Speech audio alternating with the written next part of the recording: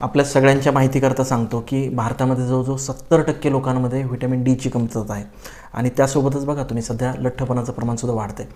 आता लठ्ठपणा आणि व्हिटॅमिन डी हे एकमेकांशी जोडलेले आहेत हे बऱ्याचशा लोकांना माहिती नाही. म्हणजे व्हिटॅमिन डीची फक्त हाडांसाठी गरज नाही आहे, तर ते आपल्या फॅट सेल्स ज्या चरबीच्या पेशी असतात त्याच्यावरसुद्धा याचा प्रभाव होतो.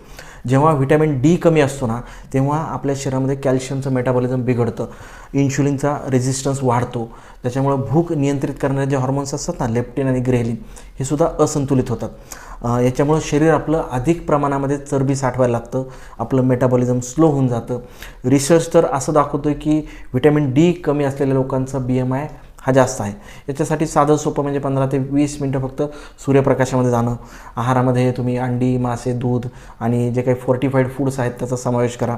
आणि जर तुम्ही IT प्रोफेशनल असाल, तुम्ही घरात बसणारे असाल तर व्हिटॅमिन डीचे सप्लिमेंट्स तुमच्या फॅमिली डॉक्टरच्या सल्ल्याने तुम्ही नक्कीच घेऊ शकता. हे बघा, सूर्यप्रकाश हे एक नैसर्गिक औषध आहे. ते जर योग्य प्रमाणामध्ये जर तुम्ही नियमितपणे घेतलं ना तर वजनसुद्धा नियंत्रित राहतं. तुमचं व्हिटॅमिन डीची लेवल तपासा. त्याचं कारण म्हणजे healthy weight starts with healthy sunshine. धन्यवाद.